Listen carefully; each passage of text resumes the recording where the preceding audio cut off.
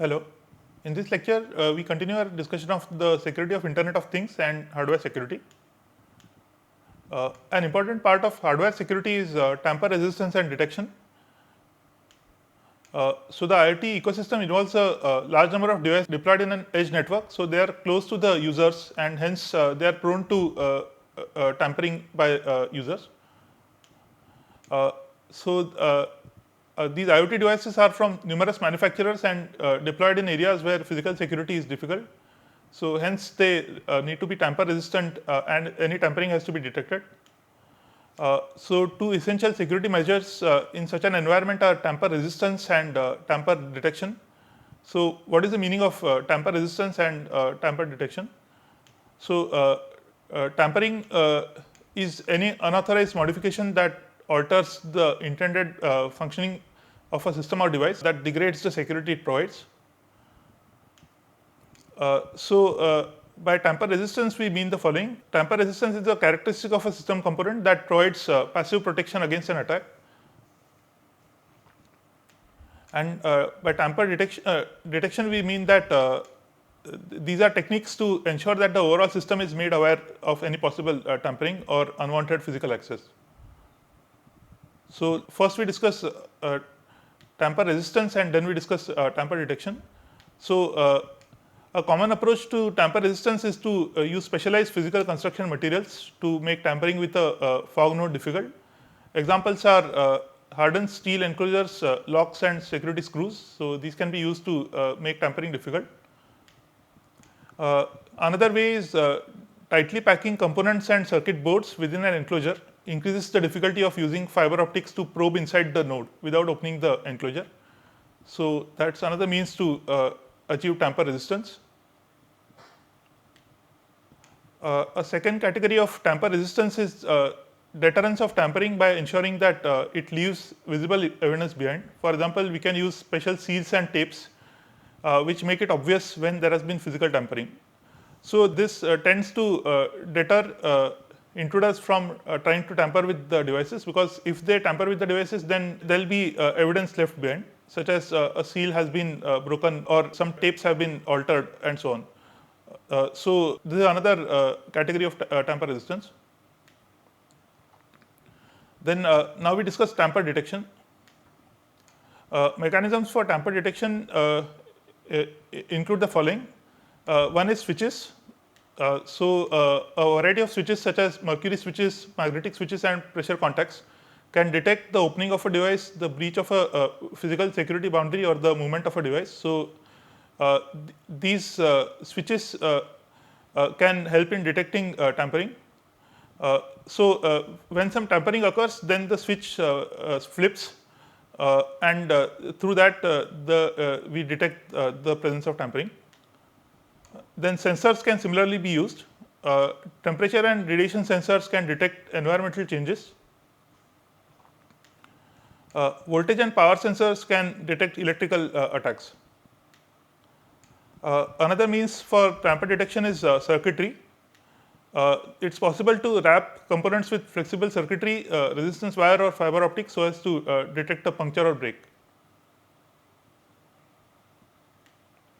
So this concludes our discussion of tamper resistance and detection. Next we discuss lightweight cryptography, which is another technology that is very relevant to IoT devices.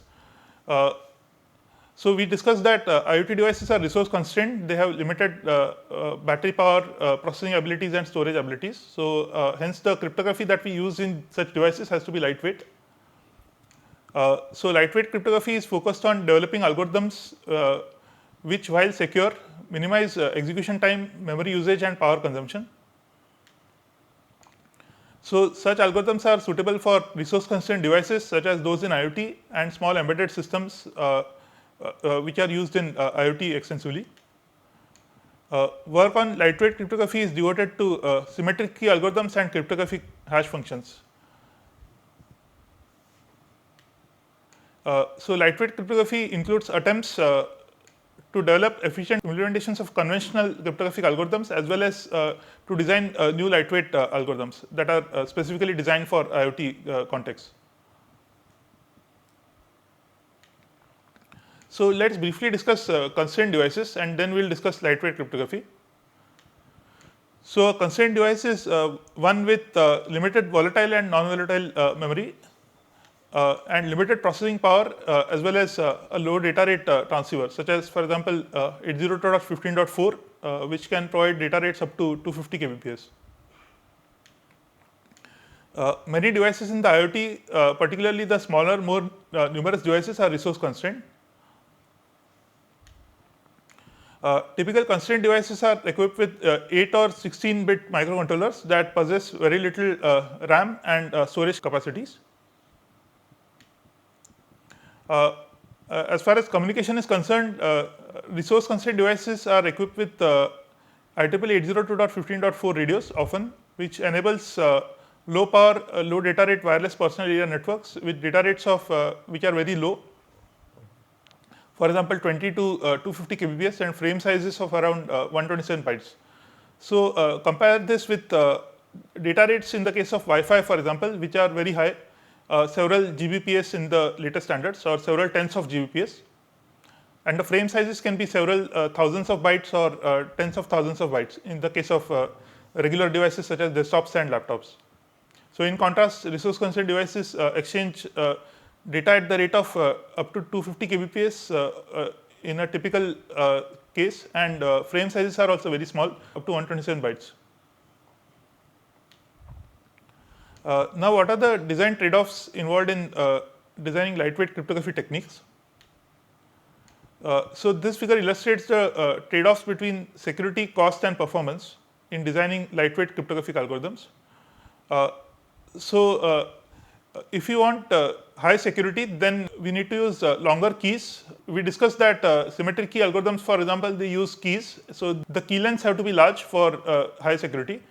And we discussed that often symmetric key algorithms operate through rounds. So in each round, we pass the data through some P boxes and S boxes. So more such rounds have to be performed for better security. Also, increased silicon area is required so that we can process in parallel, for example. Also, a lot of power consumption is required and reduced throughput. But all these objectives are opposed to those required for achieving a low cost. For low cost, shorter keys are required and fewer rounds and reduced silicon area and so on. So we can see that these objectives for low cost are many of them are different from those for achieving high security. And many of these objectives for high security also conflict with those required for high performance. For example, again for high performance, we require shorter keys, fewer rounds, and so on. So hence, there is often conflict between these three objectives: security, low cost, and performance. So in general, longer the key and more the rounds, the greater the security. So in our discussion of symmetric key cryptography, we discussed an example cipher, and several rounds of the cipher are performed. So the data is passed through the cipher n times. So the larger the value of n, that is more the number of rounds, the greater the security. And similarly, longer the key, the greater is the security in general.